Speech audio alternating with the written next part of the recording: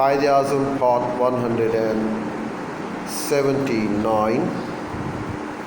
Having been so excluded from these constitutional discussions, Jinnah spent major part of the years in 1932 to 1934 in England. Was this a self-imposed exile, a retirement from Indian political life, or what?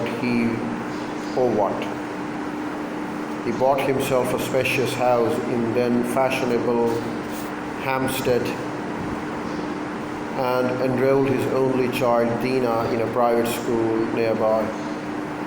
About this being a self-imposed exile, a great deal of speculation persists.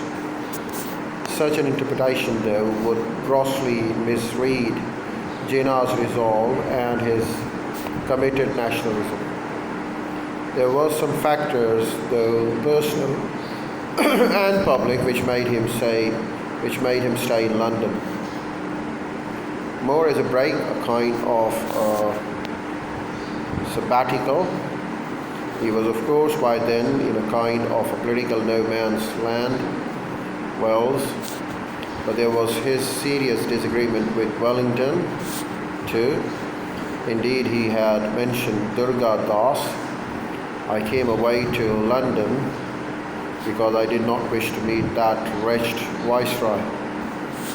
This was obviously an afterthought, for the animosity was old standing. Jawaharlal Nehru's virulent dislike of Jinnah and his constant stream of the correspondence with Gandhi, adversarial to Muslim interest, turned him cynical towards both the Congress and the British civil service, for he had come to learn their disinclination to serve under Indian ministers.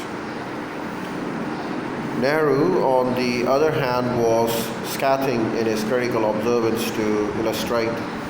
Jawaharlal's reaction was sharp when Jinnah had informed the conference on 5 September 1931 that the new constitution should provide for reasonable guarantees to Muslims. If they are not provided, the new constitution is sure to break down. Jawaharlal branded this an amazing farrago of nonsense and narrow-minded communalism. He was even more scathing in his condemnation of Jinnah's ridiculous 13 points. Well, by the end of September, Jinnah's continued demand that his 13 points be accepted in their entirety and brought Jawaharlal's biting sarcasm to the surface. I wonder if any purgatory would be more dreadful for me than to carry on in this way if I had to listen to my dear friend Muhammad Ali Jinnah talking the most unmitigated nonsense about his 13 points for any length of the time. I would consider the desirability of retiring to South Sea Islands, where there would be some hope of meeting with some people who were intelligent enough to, or ignorant enough to talk of those 14 points. What actually the 14 points were? 14 points were the compensation to the depressed community. But what was the stance of these congressionals for the depressed communities? When there were time to benefit the depressed communities in the communal award, they threatened the government to go on hunger strike.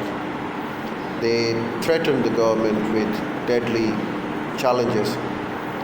In fact, they would sacrifice their lives and not let the poor have any advantage at all.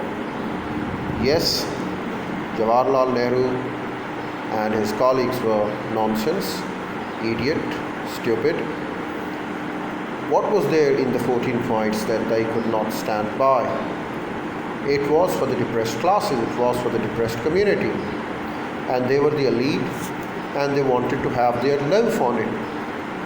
And how would they dare use such a language to Quaid Azam Muhammad Ali Jinnah, the founder of Pakistan?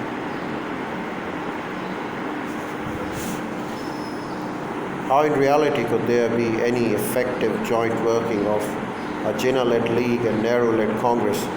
A partition had to come eventually. Yes, if there was a partition, It was not the partition of the parties. It was the independence of Pakistan.